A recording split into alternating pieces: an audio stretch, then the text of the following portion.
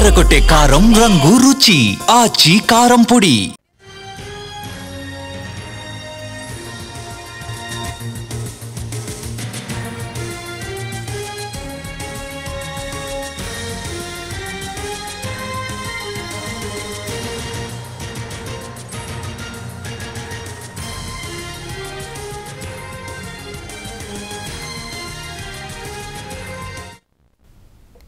తెలంగాణలో ఎమ్మెల్యేల పార్టీ ఫిరాయింపు అంశంపై సుప్రీంకోర్టులో విచారణ జరిగింది. అయితే కేసు విచారణ పాస్ ఓవర్ చేయాలని కోరారు తెలంగాణ ప్రభుత్వ న్యాయవాది.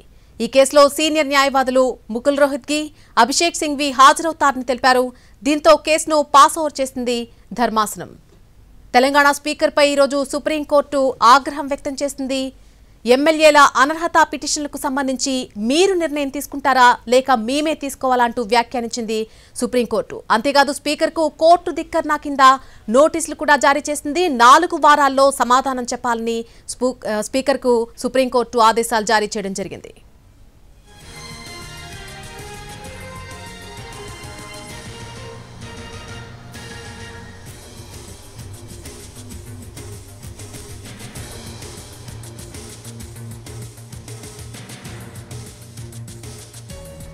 తెలంగాణ స్పీకర్పై సుప్రీంకోర్టు ఆగ్రహం వ్యక్తం చేసింది. అనర్హతపై నిర్ణయం మీరు తీసుకుంటారా లేక న్యాయస్థానమే తీసుకోవాలంటూ ఆగ్రహాన్ని వ్యక్తం చేసింది. స్పీకర్కు కోర్టు ధిక్కరణ కింద నోటీసులు కూడా జారీ చేసింది సుప్రీంకోర్టు.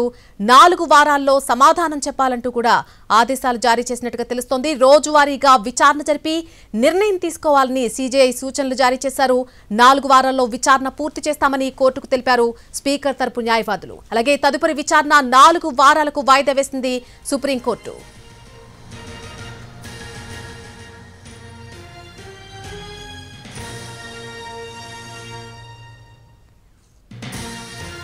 ఇదే అంశానికి సంబంధించి పూర్తి అప్డేట్ మా ప్రతినిధి చారి అందిస్తారు. చారి, 4 వారాలకు కోర్టు ఈ కేసును వాయిదా వేసినట్టుగా తెలుస్తోంది. ఈ లోపునే నిర్ణయం తీసుకోవాలంటూ కూడా ఆదేశాలు జారీ చేసింది. పూర్తి ఇన్ఫర్మేషన్ ఏంటి అసలు? రైట్, అనర్హత పిటిషన్ కి సంబంధించినటువంటి ఎపిసోడ్ లో ఇప్పటికే స్పీకర్ విచారణ కొనసాగిస్తున్నారు. సుప్రీంకోర్టు ఇచ్చినటువంటి తీర్పు మేరకు వీలైనంత త్వరగా నిర్ణయం తీసుకోవాలన్నారు. ఆ వీలైనంత త్వరగా అంటే 3 నెలల గడువు ఇచ్చారు. ఆ 3 నెలల గడువులోపు పూర్తి స్థాయిలో విచారణ పూర్తి చేయాలనేటువంటి ఆలోచనతో స్పీకర్ కూడా విచారణని ప్రారంభించారు. అయితే ఇప్పటి వరకు 4 ఎమ్మెల్యేలకు సంబంధించినటువంటి విచారణ అన్ని దశల్లో కూడా పూర్తయింది. మరొక 4కి సంబంధించినటువంటి విచారణకు సంబంధించి ఇప్పటికే నోటీసులు ఇచ్చారు. 2 దఫాలుగా విచారణ కూడా పూర్తి చేశారు. కాబట్టి ఫైనల్ గా ఆ 4కి సంబంధించినటువంటి విచారణను ఒక రోజు పిలిచి విచారించాలనేటువంటి ఆలోచనతో ఉన్నారు. 1-2 రోజుల్లో 4 ఎమ్మెల్యేల విచారణకు సంబంధించినటువంటి నోటీసులు కూడా ఇచ్చేటువంటి అవకాశం ఉంది. ఇక మిగతా 2కి సంబంధించి కడియం శ్రీహరి, దానం నాగేందర్ ఇద్దరికి సంబంధించినటువంటి విషయంలో స్పీకర్ ఇచ్చినటువంటి నోటీసులకి ఇప్పటికీ వాళ్ళు ఇద్దరు స్పందించలేదు. కానీ జరుగుతున్నటువంటి పరిణామాల నేపథ్యంలో ఇద్దరు పార్టీ వ్యతిరేక కార్యకలాపాలకు పాల్పడ్డారనేటువంటి ఆధారాలు ఉన్నాయనేటువంటి ఫీలింగ్ లో ఆ ఇద్దరు కూడా ఉన్నారు. ఈ నేపథ్యంలోనే ఇద్దరు రాజీనామా చేస్తారనేటువంటి చర్చ కూడా జరుగుతుంది. మొత్తానికి సుప్రీంకోర్టు ఇచ్చినటువంటి తీర్పుకు లోబడే అనర్హత పిటిషన్లకు సంబంధించినటువంటి విచారణ ప్రక్రియను స్పీకర్ కొనసాగిస్తున్నారు. 4 వారాల్లో పూర్తి స్థాయిలో విచారణని ముగించాలని చెప్పినటువంటి నేపథ్యంలో ఇక మిగిలింది 4 ఎమ్మెల్యేలకు సంబంధించినటువంటి విచారణ కాబట్టి వీలైనంత త్వరగా ఆ విచారణను కూడా ముగించేసి ఒక నిర్ణయం తీసుకునేటువంటి అవకాశం అయితే కనబడుతుంది. దీంట్లో భాగంగానే సుప్రీంకోర్టు ఇచ్చినటువంటి గడువులోపు జరిగినటువంటి వివరాలన్నింటినీ విచారణకు సంబంధించినటువంటి వివరాలన్నింటినీ కూడా స్పీకర్ కార్యాలయం సుప్రీంకోర్టుకి నివేదించింది. దీనికి సంబంధించి కొంత గడువును కూడా సుప్రీంకోర్టుని కోరింది కాబట్టి వాటిని కూడా పరిగణలోకి తీసుకుని స్పీకర్ చెప్పినట్టుగానే గడువులోపు ఈ విచారణ పూర్తి చేసి ఒక నిర్ణయాన్ని కూడా తీసుకునేటువంటి అవకాశం అయితే కనబడుతుంది. అయితే స్పీకర్ కార్యాలయం తరపు న్యాయవాదులు ఏ రకమైనటువంటి వాదనలు వినిపించారు? ఈ 4 వారాల సమయం సరిపోతుందా లేకపోతే ఎటువంటి విచారణ జరిగింది అసలు ఈరోజు కోర్టులో? రైట్, సుప్రీంకోర్టు ఇచ్చినటువంటి తేదీ ప్రకారం గడువులోపు విచారణ పూర్తి చేసి విచారణ పూర్తి చేశామనేటువంటి అంశాన్ని స్పీకర్ కి సంబంధించి స్పీకర్ తరపున అడ్వకేట్లు ఈ విచారణకు సంబంధించినటువంటి సందర్భంగా ప్రస్తావించినట్టు తెలుస్తుంది. ఇప్పటికీ స్పీకర్ కూడా వీలైనంత త్వరగా విచారణని పూర్తి చేయాలనేటువంటి ఆలోచనతో ఉన్నట్టు కనపడుతుంది. ఎందుకంటే ఇప్పటికీ 4 ఎమ్మెల్యేలకు సంబంధించినటువంటి విచారణ పూర్తయింది. మరో 4 ఎమ్మెల్యేలకు సంబంధించినటువంటి విచారణ కూడా కొలిక్కి వస్తున్నటువంటి నేపథ్యంలో ఇచ్చినటువంటి గడువులోపు స్పీకర్ ఒక నిర్ణయం తీసుకునేటువంటి అవకాశమే ఎక్కువగా కనపడుతోంది. అయితే చారి నలుగురు ఎమ్మెల్యేల విచారణ పక్కన పెడితే ఇద్దరు ఎమ్మెల్యేల కేసు పూర్తి భిన్నంగా కనిపిస్తుంది. ఒకటి కడియం శ్రీహరి కేసు అయితే మరొకటి దానం నాగేంద్ర విషయం. ఈ ఇద్దరు ఎమ్మెల్యేలు కూడా ఖచ్చితంగా రాజీనామా చేస్తారు, తిరిగి మళ్ళీ ఎన్నికకు వెళ్తారనేటువంటి వాదన బలంగా వినిపిస్తుంది. దీనికి సంబంధించిన ఇన్ఫర్మేషన్ ఏంటి? రైట్, మనకున్నటువంటి సమాచారం కూడా ఇంతకుముందు చెప్పినట్టుగానే ఇద్దరు ఎమ్మెల్యేలకు సంబంధించినటువంటి విషయాన్ని కనుక చూస్తే దానం నాగేందర్ కాంగ్రెస్ పార్టీ పార్లమెంట్ ఎన్నికల్లో కాంగ్రెస్ పార్టీ అభ్యర్థిగా బరిలో నిలిచారు సికింద్రాబాద్ పార్లమెంట్ నియోజకవర్గం నుంచి. పార్టీ ఫిరాయింపులకు సంబంధించి ఈ ఉల్లంఘన ఒకటి చాలు అనేటువంటి అభిప్రాయం కూడా ఉంది. కాబట్టి ఆ ఎవిడెన్స్ తో కొంత దానం నాగేందర్ ఇబ్బందిని ఫేస్ చేసేటువంటి అవకాశం ఉంది కాబట్టి ఆయన రాజీనామా చేస్తారనేటువంటి అంశం. అలాగే కడియం శ్రీహరికి సంబంధించినటువంటి విషయంలో కూడా తన కూతురు పార్లమెంటు నుంచి వరంగల్ పార్లమెంటు నియోజకవర్గం నుంచి పోటీ చేసి అప్పుడు కాంగ్రెస్ పార్టీకి ఓటేయాలనేటువంటి ప్రచారం కూడా చేశారు. కాబట్టి ఈ రెండు అంశాలని ప్రధానంగా పేర్కొంటూ వచ్చారు. కాబట్టి ఈ ఇద్దరికి కూడా అనర్హతకు సంబంధించి ఆధారాలని బీఆర్ఎస్ సమర్పించేటువంటి అవకాశం ఉంది. కాబట్టి వీళ్ళిద్దరికి సంబంధించినటువంటి జడ్జిమెంట్ ఎలా ఉన్నా కూడా వాళ్ళిద్దరూ ముందస్తుగానే రాజీనామా చేస్తారనేటువంటి చర్చ జరుగుతుంది. కాబట్టి దానికి వీలైనంత త్వరగా వాళ్ళు కూడా రాజీనామా చేస్తారనేటువంటి ప్రచారం జరుగుతుంది. చూడాలి వాళ్ళు ఎప్పుడు రాజీనామా చేస్తారు, లేకపోతే స్పీకరే మరోసారి నోటీసులు ఇస్తారనేది కూడా చూడాల్సి ఉంది. Right Chari, thank you for the update. తెలంగాణలో ఎమ్మెల్యేల పార్టీ ఫిరాయింపు అంశానికి సంబంధించి సుప్రీంకోర్టులో ఈరోజు విచారణ జరిగింది. అయితే కేసు విచారణ పాస్ ఓవర్ చేయాలని కోరారు తెలంగాణ ప్రభుత్వ న్యాయవాది. ఈ కేసులో సీనియర్ న్యాయవాదులు ముకుల్ రోహిత్గి అలాగే అభిషేక్ సింఘ్వి కూడా హాజరవుతారని తెలిపారు. దీంతో కేసును పాస్ ఓవర్ చేసింది ధర్మాసనం. ఇప్పటికే సుప్రీంకోర్టు స్పీకర్కు కోర్టు ధిక్కరణ కింద నోటీసులు జారీ చేసింది. 4 వారాల్లోనే సమాధానం చెప్పాలని స్పీకర్కు సుప్రీంకోర్టు ఆదేశాలు జారీ చేసింది. ఇదే అంశానికి సంబంధించి పూర్తి ఇన్ఫర్మేషన్ మా ప్రతినిధి రాజు ఢిల్లీ నుంచి అందిస్తారు. రాజు, సుప్రీంకోర్టు కేవలం 4 వారాల్లో పూర్తిగా విచారణ కంప్లీట్ చేయాల్సిందిగా ఆదేశాలు జారీ చేసింది. సో ఈ రోజు ఎటువంటి విచారణ జరిగింది, వాదనలు ఏ విధంగా జరిగాయి?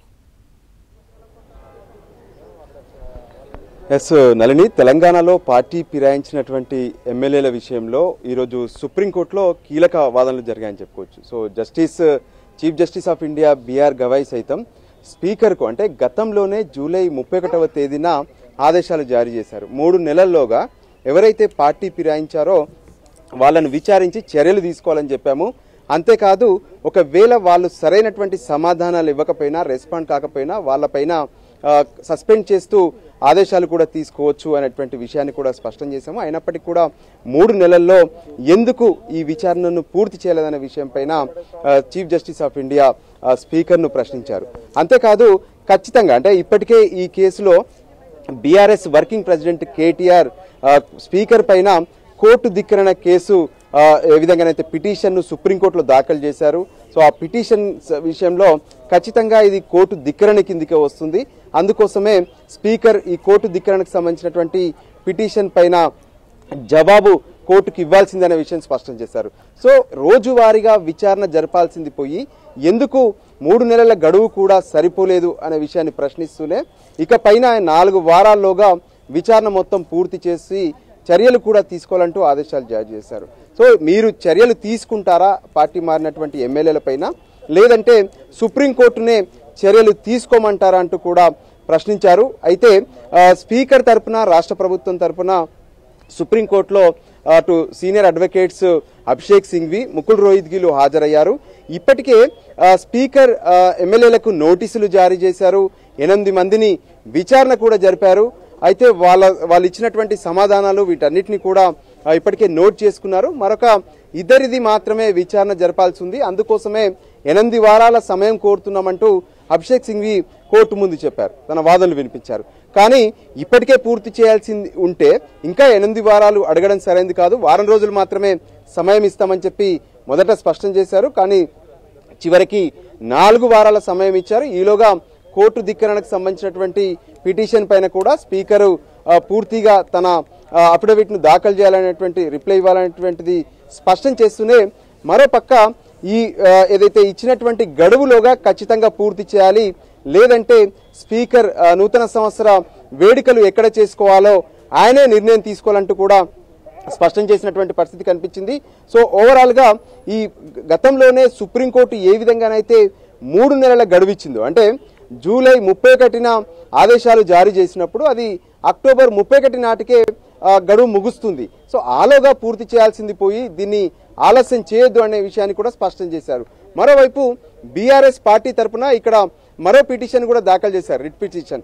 ఏ విధంగానే ఇప్పటి వరకు ఈ విచారణలో ఎవరిపైన ఎటువంటి చర్యలు తీసుకోలేదు, విచారణ పేరుతోనే ఇది జాప్యం జరుగుతూ ఉంది, సో చర్యలు ఖచ్చితంగా తీసుకోవాల్సిందే అంటూ కూడా రిట్ పిటిషన్ దాఖలు చేశారు. సో ఆ రిట్ పిటిషన్ ప్రకారం ఎవరైతే ఇప్పటి వరకు ఈ విచారణకు సంబంధించి హాజరు కాలేదో ఖచ్చితంగా వాళ్ళ పైన చర్యలు తీసుకోవాలంటూ కూడా వాళ్ళు కోరారు. సో అన్ని పిటిషన్ల పైన అటు స్పీకర్ కార్యాలయం రిప్లై ఇవ్వాల్సి ఉంటుందనే విషయాన్ని కూడా supreme court chief justice of India స్పష్టం చేసినటువంటి పరిస్థితి కనిపించింది.